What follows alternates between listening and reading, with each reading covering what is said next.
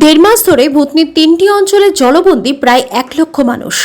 দেবী দুর্গার পুজো হাতে গোনা আর মাত্র কয়েকটা দিন বাকি। চারিদিকে মায়ের পুজো নিয়ে সাজো সাজো রব। পুজো আরও কতটা আকর্ষণীয় করা যায় তা নিয়ে ব্যস্ত পুজো উদ্যোক্তারা। এদিকে ভূতনির ক্ষেত্রে ছবিটা কিন্তু একেবারেই অন্যরকম। মানিকচকের ভূতনির দামোদরটোলা পুজো মণ্ডপগুলি জলের তলায়। গত বছরের হিসেবে ভূতনির ৩টি অঞ্চলে বারোয়ারি পুজো সহ মোট ২৯টি পুজো হয়। এর মধ্যে ২২টি পুজো সার্বজনীন।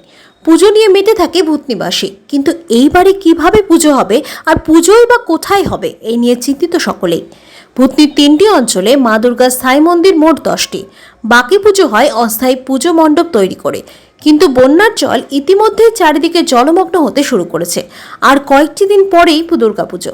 ইতিমধ্যেই দুর্গা মণ্ডপ এবং পুজো মণ্ডপে জল থই থই করছে। সেক্ষেত্রে ভূতনিবাসী রীতিমতো চিন্তিত। তবে পুজো উদ্যোক্তারা ও ভূতনিবাসীরা তারা জানাচ্ছেন, জল হলেও দেবী মূর্তিকে অন্যত্র সরিয়ে উঁচু জায়গায় মায়ের পুজো করা হবে। আশা করি জল কয়েকদিনের মধ্যেই নেমে যাবে। জল যদি না নামে তাহলে আমরা প্রতিমা শুকনো জায়গায় কোথাও উঁচু জায়গায় নিয়ে গিয়ে আমরা পুজো কিন্তু হবেই, আমাদের এটাই সিদ্ধান্ত। বর্তমানে এখন আমাদের বেদির উপরে জল আছে মানে 1 ফুটের মতো, এবং মণ্ডপের কাজ অনেকটা হয়ে আছে। কিছুটা জল কমলে আবার আমাদের কাজ শুরু হবে।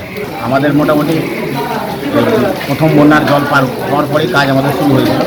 আমরা আশা করেছিলাম যে আর হয়তো মানে সেরকম জল টল হবে না, শুকিয়ে গেল, আমাদের মাঠ পুরো শুকিয়ে গেছিলো।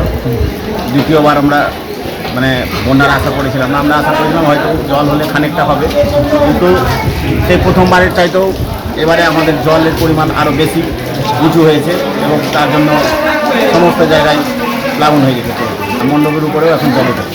কাজ আজকে বন্ধ আছে, জল বেশি হয়ে গেছে, ওই জন্য একটু না কমলে কাজের অসুবিধা হবে। আমরা মনে করছি কয়েকদিনের মধ্যেই জল নেমে যাবে।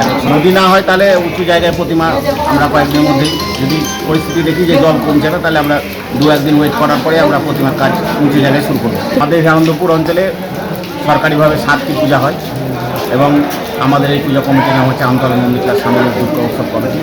হ্যাঁ, বেশিরভাগ দুর্গাপুজো কমিটির মানে জলের তলায় আছে, কারো একটু বেশি, কারো একটু কম আছে, তবে সবটাই কিন্তু জলের তলায় বর্তমান পরিস্থিতি।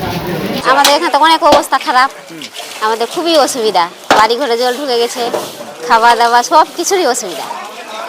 আর দুর্গাপূজাতে দেখুন আমাদের হবে না আনন্দ করা, সব জল ঢুকে গেছে ঘরের ভিতরে, বাইরে বারান্দায়, ঘরে টরে সব জায়গায় জল। এখন তো অনেক জল ওখানে মণ্ডপের উপরে জল, মানে দুর্গা বানানো আর হচ্ছে না। এখন এত জল আছে মানে যে কেউ যেতেই পারছে না ওখানে। মাকে বলছি কি সব পরিষ্কার করে দেখ জল টল, আমাদের যেন পূজাটা হয়। মার কাছে এইটুকুই শুধু প্রার্থনা করছি। জল না কমলে তার কোনো উপায় নাই। কোথায় যাবো আমরা দুর্গা পুজো করতে? ওখানে তো হবে না। অন্য জায়গায় কোথায় যাবো আমরা? বাড়ি ছেড়ে কোথাও তো যেতেই পারবো না জলে। কোথাও তো শুকনা নাই, সব জায়গায় জল।